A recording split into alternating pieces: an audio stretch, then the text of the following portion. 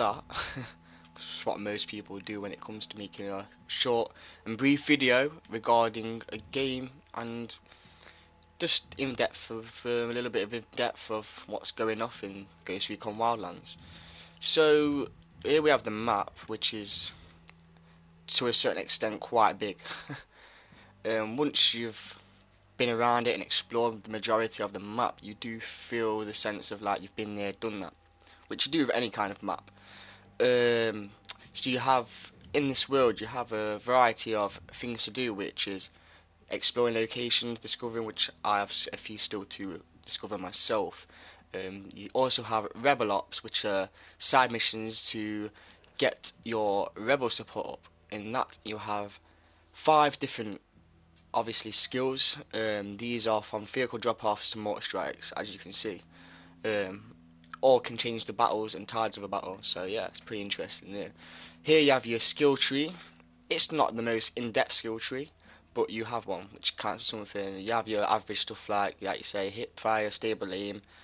You have item stuff like parachuting, which you'll soon come to love about the parachuting in this game, skydiving from choppers into bases, and just all cool stuff like that. You have your drone, which is a really big aspect of this game, and I say big aspect because I've used it near enough every time I've encountered a base or kind of like fort. Using the can't get my words out. Using the drone is like really essential because, well, I find it really useful is when you send it out and you spot all your enemies, and it helps for that ease of battle on your side. Sometimes you do encounter jammers in bases where you'll have to come with another approach. But yeah, Ghost Recon with the skill tree, it's not the biggest, but it's good. You have resources which you are required to level up these skills. You're also on the map. You will find can't get the words out, but this is my first attempt at a review, but so yeah, what is what it is. But yeah, you also find bronze medals, which will also upgrade and give a boost to skills, which you can see are the little stars. These boost upon your skill, which also is pretty fun and makes fun for finding them in the map. On that, you'll also find skill points, weapon cases, and weapon accessories. Coming to the weapon cases, it is really good to find these, and it just gives variety and exploration in finding these weapons, like in trying them out, and just finding what's suited to you, and your playstyle. What sort of assault rifle are you? An SMG player? Are you just a pure stick back snipe, headshot, boom, that sort of thing? But back to the map, because there's not a lot to explain regarding them things. It's just your simple exploration stuff. But back to the map. The map is so nice. Like I've like pretty much found everything. I've got a couple of documents I've got to find, but these are apparently a glitch with one of them. I'm not entirely sure of that just of yet. I may do some research in it and do a video if it is something to do that with the locations. But I have heard you unlock the Kingslayer files by doing your missions. So now we're going to go to the missions, the main story. The story is great.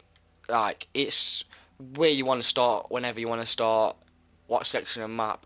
I always recommend starting on the easier difficulty areas and working your way up till you've actually built some kind of like stability, and the like you can play the game well. You know what I mean? So back to the missions. You have a set amount of missions to do in an area before you unlock like the main mission of that area, where you will take on like the main boss of that area, the main thug. As I zoom out, you'll see the hierarchy, like the family tree of the crime cartel. Um, when you've taken someone out, it eventually starts unlocking other bosses. As you progress further, you will get obviously the further the bosses unlocked. You have your main boss, who's El Suino. I don't know if I'm pronouncing that right, but yeah, he's like your main boss, your main like guy, villain you're after. Story, yeah, it brings you back. If you've explored, it brings you back to some of the areas you've already seen, which can be interesting because it changes up the fight, and it is a different approach when it comes to it. But then again, you've been there, done that, seen that, so it kind of like you want to get it done sometimes. But this game, I wouldn't say it is a Ghost Recon game, but it's not like its predecessors. It is something of a new twist. It's refreshing to the Ghost Recon Wildlands game. I enjoy this game. It's good to play co-op. We find a group of awesome players. I've got a few lads we play it with, and we just get on with it. And overall, it's so enjoyable. This game. I've not had any bad moments. You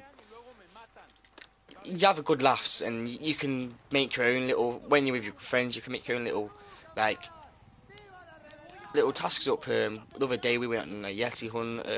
No success there yet. There is apparently a Easter egg regarding the Yeti. No one has found it just of yet, but yeah. I could go on about this review, but I just wanted to pick up on the things what I found were important to explain. Driving mechanics.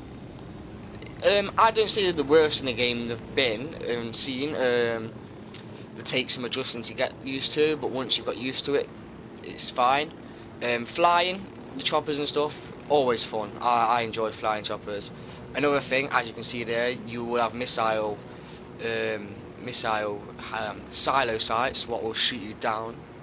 So it's all about them flying skills. But like, overall, the game is beautiful. I have found this game one of the best looking sandbox games in a long time. From that, you say there's the salt flats to mountains, the snowy regions, beautiful like countryside regions. You got in some of the regions, you got oil refineries. Every location has like it's defined to something or something of that area. So it has its own like little area where what makes it stand out. So like with the area I've just been in, you see in the salt flats, that's like the main place now. And then you've got in the snow region, it's all the mountain rest areas and all that sort of stuff. But this game overall is something that is fun to play. I've enjoyed it. You get your moments where you think, oh, that could be better, but who does it in any video game? So yeah, guys, this is my short and brief video, my first attempt on a kind of a review. And I thought I'd choose Ghost Recon for that because I've enjoyed the game and I've discovered a lot. So yeah, the game's fun. You've got all your collectibles, what you expect to find in a game like this. I'd say it's a twist from. It's got a few implements from Far Cry. Like you can feel Far Cry. There's been a few of the Ubisoft games have been rubbed into this, so you can sense that. But other than that, the world's beautiful, as you can see, and I've not had a problem. I'd rate this game at 8 out of 10, maybe a 7. But yeah, so overall the game's enjoyable. I've not had not any major problems where it's like put me off. But yeah, so I hope you enjoy the video, guys. Please subscribe and like the video if you enjoy. Yeah, so guys, thank you for your time, and I appreciate it. So yeah, it's your boy Raging Nemesis. Peace out, guys.